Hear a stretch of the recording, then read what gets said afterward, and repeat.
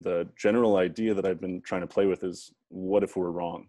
What if there are things that we're wrong about? And by canceling voices, by canceling perspectives, we're actually taking those out of the playing field and making things far worse for ourselves in the long run, because the momentary uncomfortability of changing our perspective on things it's so easy to throw those away now. And we have one common perspective, one common narrative. And if anything deviates from that, we're so quick to throw it away as insane, anti-science, racist, any of those things. And what if those ideas are actually the things that could elevate us to bring us to a higher place?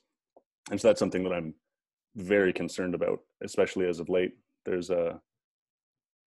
I've been following the lab leak hypothesis / vaccine safety versus different means of treating for COVID or preventing COVID. And it seems more and more that the things that were 6 months, a year, a week ago, the things that were crazy, anti-science, are potentially the things that are also right. And now we're having to recorrect in such a drastic manner that what's the cost of all that? I think that's the inevitable question that comes along with what if we're wrong, is what is the cost?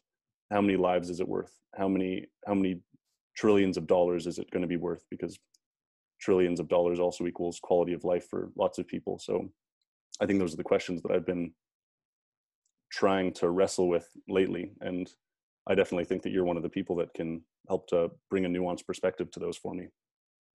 Yeah, man. What is, so you mentioned some COVID related stuff. What are some things that you've seen that are coming back and like we were wrong? Yeah. So the lab leak hypothesis is one thing, and I think that definitely lab leak hypothesis, not lab leak theory, not proven at all. There still needs to be way more investigation to go into this. But and sorry, that's that it came from that lab in Wuhan, right? Yeah. So there are two gain of function research labs in the world. One of them being in Wuhan, the other one being in America. And the idea that this lab likely came out of this virus likely came out of that lab, because number one, we haven't been able to find any natural like a natural origin. Mm-hmm. And that the fact that it was just immediately taken off the table as a hypothesis is frightening enough. Mm-hmm. And the fact that it's now turning around and saying, well, this is actually quite likely. And regardless of who's responsible for this, I don't think that matters as much as the understanding of we're essentially souping up super viruses. And there's obviously not a lot of regulation on that. So the fact that that's happening is actually the key problem. It's not who did this, what do they owe us, any of that bullshit. I don't care about that. It's we're creating things that could potentially destroy an entire global economy, because that's what we have now, and we have to deal with that. We have a global economy, and it can destroy a global economy, ruin lives for millions of people, kill millions of people, actually probably ruin the lives of billions of people in terms of economics, and then kill millions of people.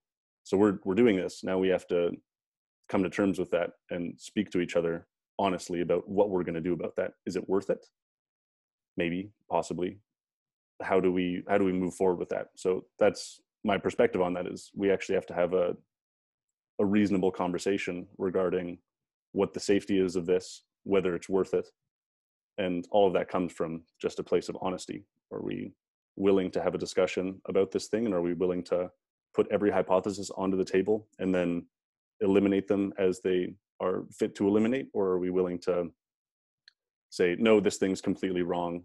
We're not going to test it. We're not going to look into it. Totally wrong. Get it out of here. So I think that's one thing that worries me. Another one is so there's a prophylactic called ivermectin, and it was found in the microbiome of soil in Japan. And what ivermectin does is, so it's a prophylactic. So it's something that you use to negate being infected by a virus. And it's been used in Africa to treat river blindness for the past 40 years. And the places where it is used in Africa have far lower COVID mortality rates. And I'll put all of the websites to this in the show notes so that I actually have something backing me up. But it seems to be that this is safe, number one, because it has a history of over 40 years. So we know that it's not going to have long-term impacts down the road. I suspect that this will probably get pulled off of YouTube because it's part of the YouTube guidelines that you can't mention ivermectin in terms of treating COVID. Yeah. So, and then there are also these charts of the point at which ivermectin becomes available to the broader society, and the death rate and infection rate just nosedives. It's unbelievable seeing these things. So there's potential that this thing is able to treat or help so that people don't contract COVID in the first place. And if they do contract COVID, the long-term damage is significant. Another thing is, I think that the left and the right argue this point far more, but vaccine safety versus COVID damage. And number one, I'm so pro vaccines, it's not even funny.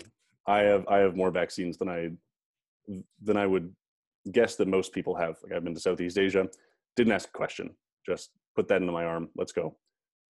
The fact that this is a newer technology and people are touting that it's safe, whether it actually harms in the long term is a different question from it being safe. And so I think, number one, you don't want COVID. I think that that's going to have long-term impacts because of what it does to the respiratory system and the damage it causes in the respiratory system. I would suspect over the next 40 years, the rates of COPD in the elderly populations is going to skyrocket. Number one, because of vapes. So that's something that we would maybe have to control for, but also the damage that COVID does on body tissue. So you don't want COVID. You don't want to risk getting COVID. That's still something that I'm pretty confident about. And at the same time, we don't really know about vaccine safety, especially with a new vaccine with a novel technology. I think this is the deadliest vaccine we've ever distributed. I think this vaccine has more deaths in 6 months than any other vaccine in the past 30 years, or all vaccines in the past 30 years. I think that might be it. I will link to a big article where a guy puts all of this data together. And essentially nobody will talk about these things. As I said with ivermectin, it's being censored on YouTube. So that's part of the issue, is what happens if we're wrong about these things. And I might be wrong. I would be so willing to admit that I'm wrong. I would actually be unbelievably happy to admit that I'm wrong about these things if I am wrong about these things down the road. But what if we're not wrong? And by limiting people's availability to information and limiting free speech, we're actually digging ourselves into a hole. And I don't know, I've looked through history 1 or 2 times and I can't find any instance where large scale censorship has turned out well.